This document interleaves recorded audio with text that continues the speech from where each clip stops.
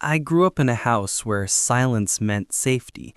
It wasn't peace, not really, but a kind of stillness that kept everything from falling apart. The ticking clock on the living room wall, the creak of old wooden floors, the faint hum of the ceiling fan, they filled the spaces where most families had laughter. Ours was a house where words were measured, where tone mattered more than truth, and where the wrong breath at the wrong time could feel like betrayal. My father never yelled. That's what made him frightening. His voice was calm, too calm, the kind of calm that made you listen harder, afraid of what might follow if you didn't. He didn't hit without reason, but reason was his to define. I learned early that silence could save me, or at least make me invisible long enough for his anger to cool into disappointment, which somehow hurt more. Our home had rules that weren't written anywhere, but they lived in every corner. No shoes on the carpet, no elbows on the table, no laughter after 9, and never, ever interrupt when father is speaking. My mother followed them like a prayer, her movements quiet and rehearsed. She seemed to float through the rooms, folding laundry, stirring soup, pressing her lips into a tired smile that never reached her eyes. As a child, I thought all families were like that discipline was a language, and that love sounded like correction. My friends at school would talk about weekend trips, birthday parties, late-night jokes with their dads. I couldn't relate. My father didn't tell jokes, he told lessons. His affection came in the form of advice, his tenderness wrapped in lectures about character and obedience. When I was 8, I learned the true power of silence. It was a Sunday evening, the kind that smelled like dust and ironing starch. My father was reading the newspaper in his chair, glasses resting on the bridge of his nose, a faint light flickering from the lamp beside him. I had just come home from a friend's house and forgot to remove my shoes before stepping on the carpet. He didn't say anything at first. He just folded the paper slowly, setting it down with precision, as if every movement were a performance. Then he looked at me, not with anger, but with disappointment so heavy I wished he'd just shouted instead. "Daniel," he said quietly, "what did I teach you about respect?" My throat tightened. I tried to speak, but words stumbled inside me. He stood up, his face calm but unreadable, and pointed at the carpet. "You don't just dirty the floor, you disrespect the home. And disrespect begins where silence fails." That night, he didn't punish me. He just made me scrub the carpet until my fingers ached. I remember the sting of detergent on my skin, the tears that wouldn't come. My mother stood by the kitchen door, watching, saying nothing. Later, when she tucked me into bed, she whispered, "He just wants you to learn." But what I learned wasn't respect.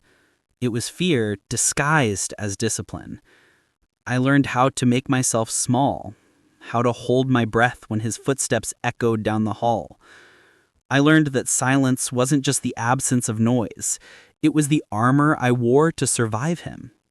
In the years that followed, I became fluent in quietness. My friends teased me for being the calm kid, the one who never argued, never raised his voice. Teachers called me disciplined. My father called me obedient. But inside, something small and wild was dying. I remember one evening, maybe I was 12, when my mother dropped a glass plate by accident. It shattered across the tiled floor, sharp and loud in the middle of dinner.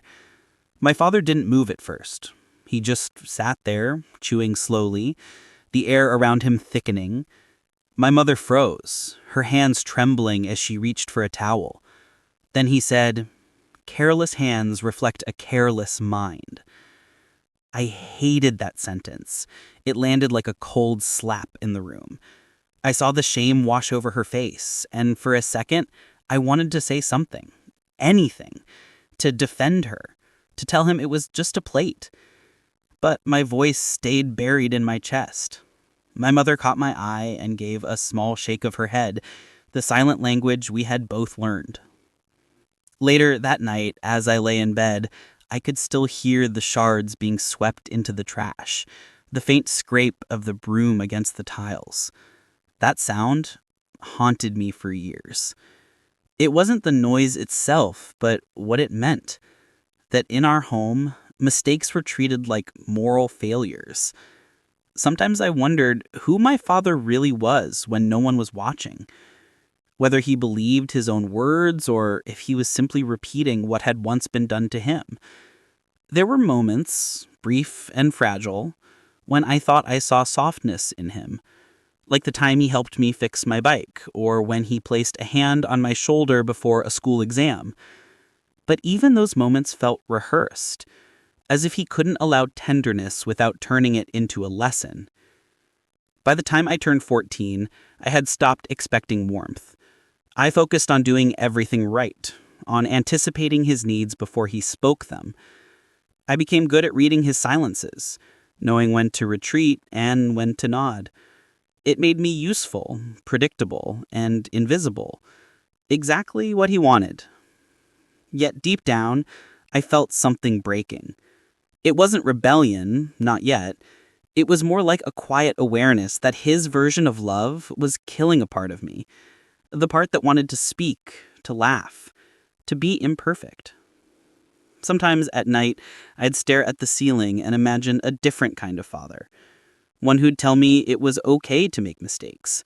One who'd say he was proud, not because I was quiet, but because I was myself.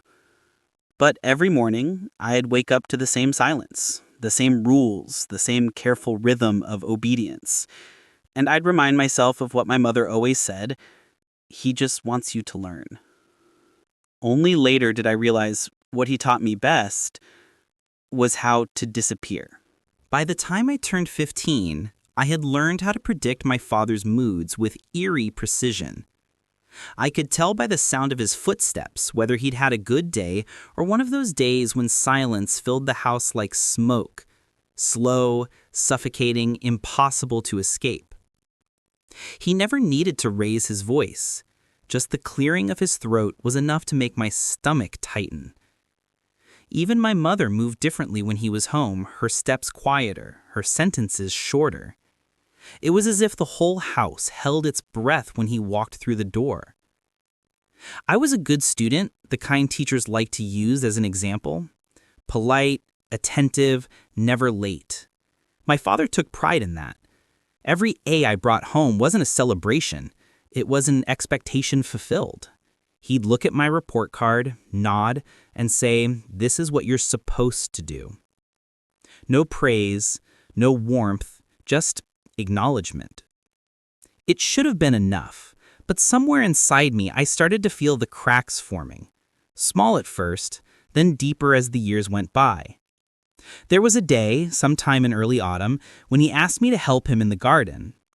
The air smelled of dry leaves and gasoline from the mower. We worked in silence, trimming hedges, pulling weeds, straightening the flower beds. I remember wanting to tell him about something that had happened at school. A girl in my class had said she liked my handwriting.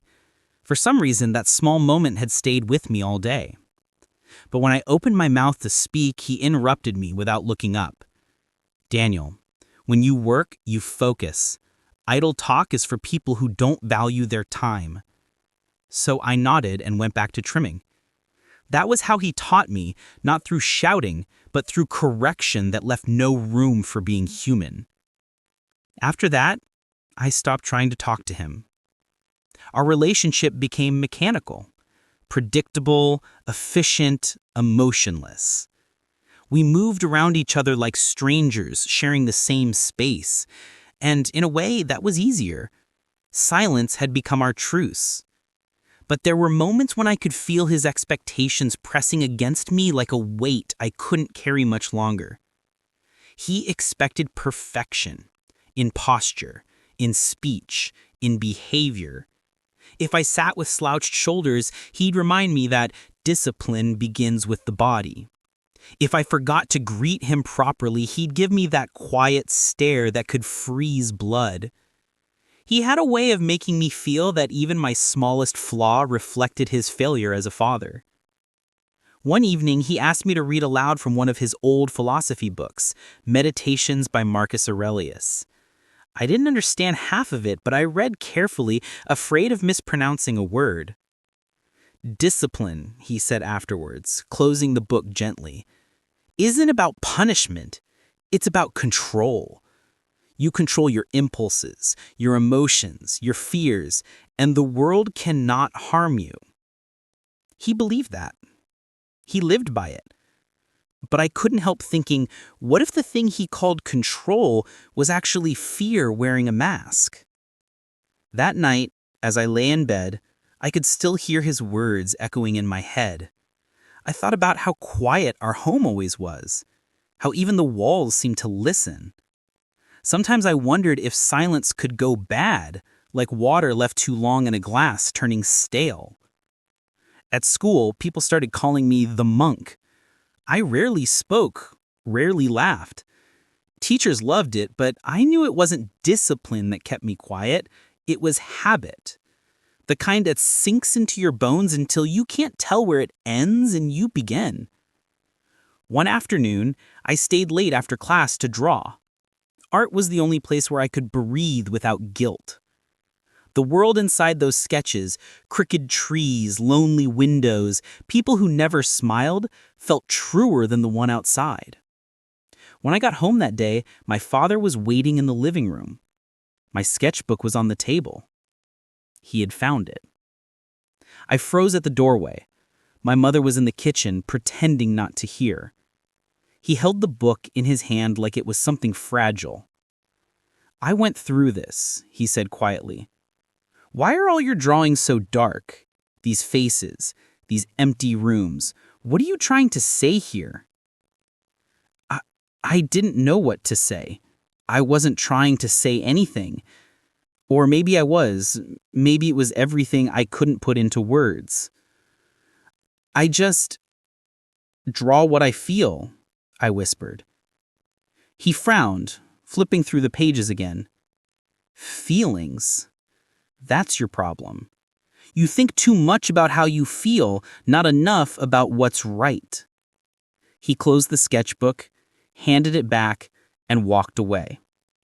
The sound of the door closing behind him felt heavier than any slap could have been. After that, I stopped drawing too. There's something strange about losing parts of yourself quietly. It doesn't happen in a single moment. It happens little by little, the way dust gathers in corners when no one's looking. By the time you notice, it's already covered everything. I remember one night, around my 16th birthday, sitting by my window while it rained. I could hear my parents arguing downstairs, their voices muffled but tense. My mother was saying something about how he was too hard on me, how I was just a boy. He replied with a single sentence that froze me where I sat. "If I don't shape him now, the world will break him later." That was the first time I realized something important. My father didn't see me as a person. He saw me as a project, something to mold, to fix, to perfect. But the more he tried to shape me, the hollower I became. In the quiet of my room, I practiced speaking.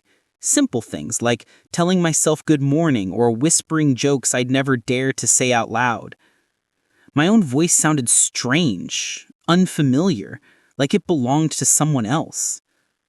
Sometimes I'd imagine a life where silence wasn't a rule, where laughter wasn't dangerous and mistakes didn't feel like sins. But in our home, such thoughts were dangerous. And so I learned to bury them deeper, under the neat folds of my bedsheet, behind the careful words I spoke, beneath the silence my father had taught me so well. It started slowly, not like an explosion, but like water seeping through cracks in a wall. You don't notice it at first. You just start hearing things differently. I remember the first time I questioned my father in my mind. I was sitting across from him at dinner, watching him read the newspaper while the food went cold between us. My mother asked him something. I can't even remember what. He didn't look up. He just raised a finger to silence her. Something inside me twitched.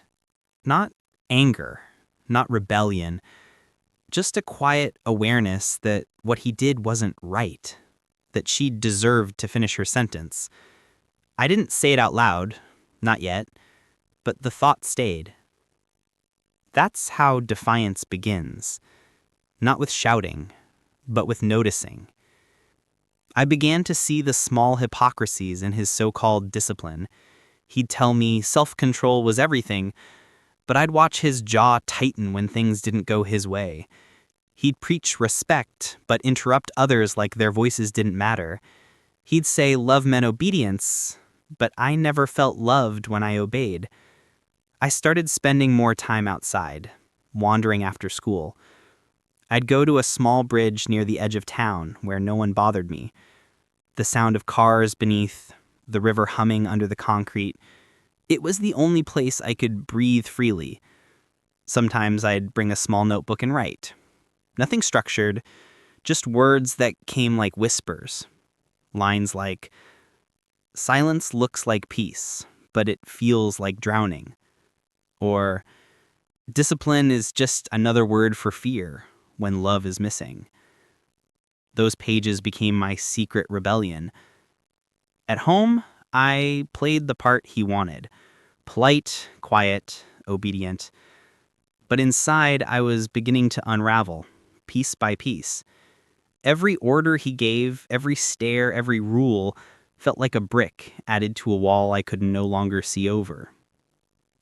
Then came the night of the argument. It was a Friday. The air felt heavy, like the world was waiting for something to happen. I had stayed late at school again, working on a group project. By the time I got home, it was dark. My father was waiting in the living room, hands clasped behind his back. "You're late," he said, his voice calm, too calm. "I told Mom I'd be home late," I replied carefully. He tilted his head. "I don't recall giving you permission to stay that long." "It was schoolwork. We had to finish." "You had to finish when I say you do, not when you decide." Something inside me cracked. Not loudly. It was a soft, invisible fracture, like glass under pressure. "For once," I said, "can you just believe that I'm trying?" The room froze. My mother looked out from the kitchen doorway, eyes wide. I'd never spoken to him like that, not even close. He lowered the newspaper slowly. "What did you say?" I could feel my pulse in my throat. "I said I'm trying. I'm doing everything right. School, home, everything. But it's never enough for you, is it?" His face didn't move, but his eyes hardened, the kind of hardness that comes from years of control. He stood up. "Discipline is not about being enough. It's about doing what's expected regardless of how you feel." "Then what about me? Do my feelings even count?" He stepped closer. "Feelings," he said, "are what make men weak." And in that moment, something inside me burned. A small, trembling fire I didn't know had survived. "Then I'd rather be weak," I said quietly. The silence that followed was worse than any shout. My mother whispered my name, but it was too late. The moment was already alive, breathing between us. He stared at me for a long time, then turned and walked away without a word. The sound of his footsteps on the stairs was slow, deliberate, like the closing of a door that would never open again. That night, I couldn't sleep. My hands were shaking. I kept replaying what I said, expecting him to storm back in, expecting some kind of punishment. But he didn't. The next morning, he didn't look at me at breakfast. He didn't speak to me for 3 days. That silence, colder than before, became my punishment. And yet it felt strangely freeing. For the first time, I realized I wasn't afraid of him anymore. I was afraid of losing myself. I began writing again, not just words, but full thoughts. I wrote about my mother's quiet sadness, about the sound of clocks ticking in a house where no one spoke, about the boy I used to be before silence became my language. Weeks passed. He pretended nothing had happened, but something between us had changed forever. He'd still correct me, still enforce his rules, but now his eyes avoided mine. It was as if he knew the control was slipping. And the thing about men like him, once control begins to fade, they fear you more than you fear them.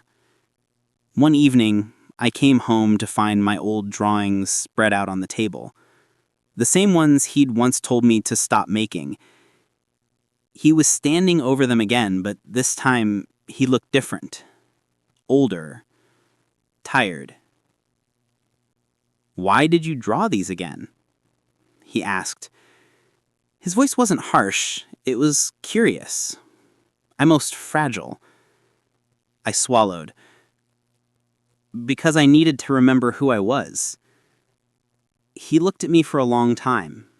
There was no anger this time, just confusion, and maybe a trace of something that looked like regret.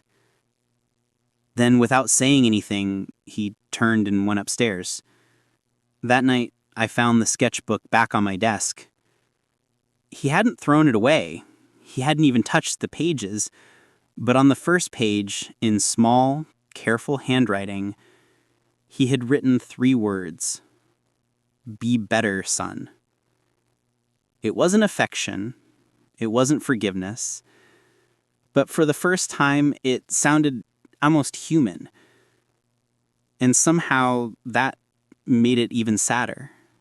It's been almost 20 years since that night. The night I said, "Then I'd rather be weak." Funny how one sentence can stay in your life like an echo, following you from room to room, from year to year. I'm older now. My hair is starting to gray at the edges, though I pretend not to notice. My voice is steadier, my life quieter. I live in a small apartment, not far from the river bridge where I used to sit as a boy. Sometimes, when the city grows too loud, I walk there again. The same hum of cars below, the same tired wind brushing past. It feels like time itself stands still in that spot, while everything else keeps moving. My father's house still stands too. Old bricks, same curtains, the faint smell of polish and wood. He's retired now. We speak sometimes, but only when we have to.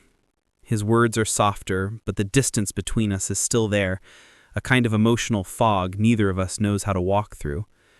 I think, deep down, we both know what was lost, but we also know it's too late to fix it. I remember visiting him one winter evening, a few years back. He looked smaller than I remembered, thinner, slower. His voice didn't carry the same authority anymore. He asked me if I was happy. It startled me, not because of the question, but because it came from him. I didn't know how to answer. Happiness wasn't something I'd learned to measure. Growing up under his roof, happiness was silence. Peace was the absence of conflict. Love was obedience. I told him, "I think I'm learning to be." He nodded, his eyes distant. For a moment, I almost saw regret flicker there, the kind that comes too late to change anything. When I left that night, he said, "You always were the quiet one." And I smiled, though it wasn't really a smile. Because that silence, the one he gave me, the one he taught me, it still lived inside me, even when I didn't want it to. As I grew older, I started noticing how deeply his lessons had rooted themselves in me. I'd pause before speaking in meetings, afraid to sound foolish. I'd apologize for things I didn't do wrong. And whenever someone raised their voice, even slightly, something in me would flinch, like a child waiting for punishment. That's the thing about discipline built on fear. It doesn't fade when the house gets quiet. It grows with you. It shapes how you love, how you listen, how you breathe. It took me years to realize I'd inherited more than his silence. I'd inherited his distance. In relationships, I'd shut down whenever someone tried to get close. If they asked too many questions, I'd retreat. If they raised a concern, I'd freeze. I didn't know how to argue. I only knew how to obey or disappear. One woman once told me, "You're not cold, you're scared." She was right. But admitting that felt like betrayal, like undoing everything he drilled into me. The idea that men don't feel too deeply, don't cry, don't show weakness. It took therapy and time to understand that silence wasn't strength. It was survival. And survival isn't living. A few months ago, I visited my father again. The house was quieter than ever. The ticking clock was louder than our conversation. He moved slower now, his hands trembling when he poured tea.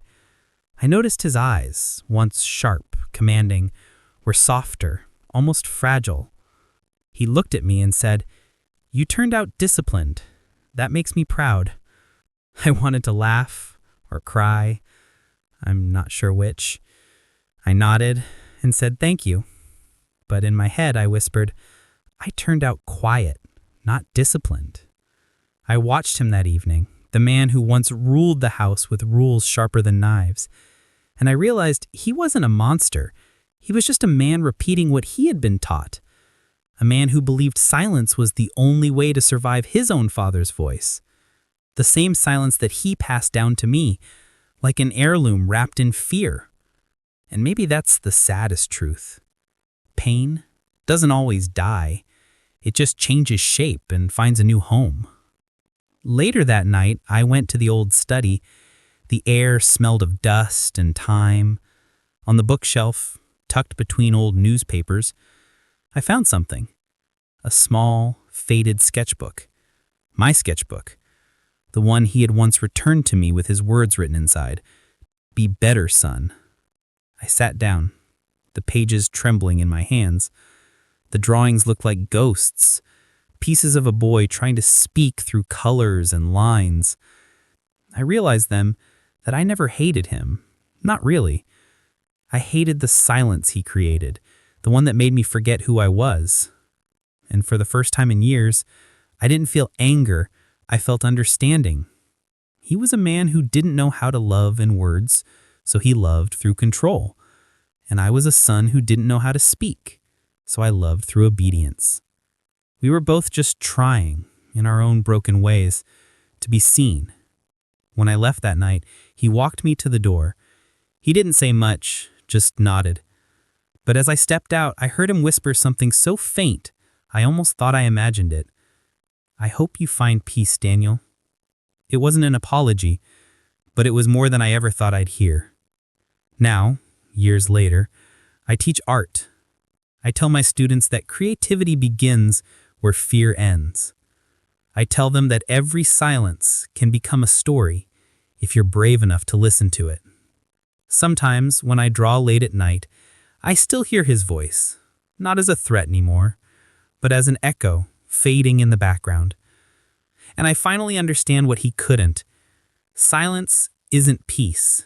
It's the sound of things left unsaid. The trick is to find your own voice before it disappears completely. I found mine in the spaces he left empty, in the drawings he once threw away, in the words I was once too afraid to speak. Because the truth is, he didn't teach me silence. He taught me how dangerous it is to live without a voice. And that's a lesson I'll never forget.